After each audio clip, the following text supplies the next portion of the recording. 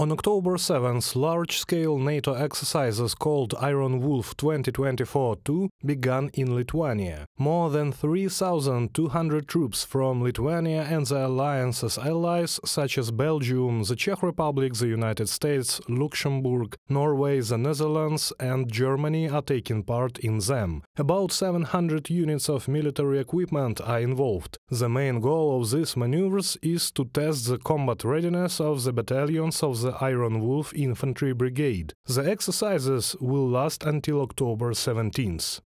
In this exercise, we will train NATO Spearhead Force Battle Group and Lithuanian Grunk Duke Orgard Infantry Battalion soldiers in planning and executing offensive and defensive operations day and night, inter-unit coordination, combat support and logistics integration, from a publication of the Lithuanian Ministry of Defense website.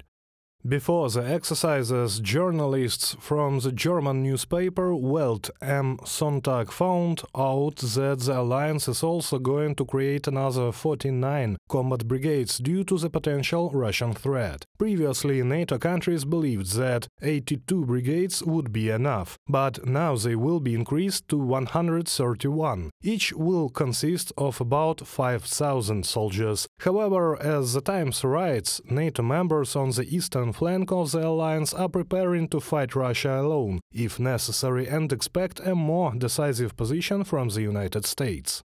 Some representatives of the border states point out that the United States responded to a serious Russian cyber attack a few years ago by briefly shutting down Moscow's power supply. They would like to see a similarly strong response to the much more frequent attacks on them, from a publication in the Times. As the Times writes, Poland, the Baltic and Scandinavian countries hope that Ukraine will defeat Russia, so they are providing Kyiv with enormous assistance. These countries understand the risk associated with the Russian Federation. Thus, the chief of the General Staff of the Polish Armed Forces, General Wisław Kukula, said that there is a high probability that the current generation of Poles will fight. And the Swedish authorities are preparing to send 600 of their troops to Latvia to strengthen NATO's eastern flank. Sweden's commitments to the collective defense of all allies is steadfast. The deployment of this battalion will help make Latvia, Sweden, but also NATO as a whole more secure. Second, a new chapter opens also for the security cooperation within our region, now when all Nordic and Baltic countries are NATO members. This battalion is an example of the closer security policy cooperation that we need in our region.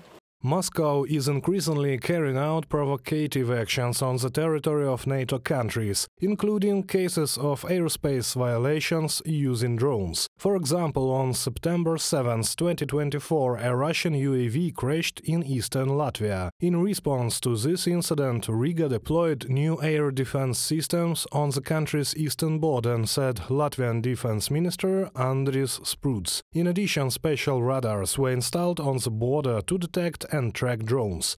Reported by Serhiy Kulias, Nikita Skoblikov, UATV News.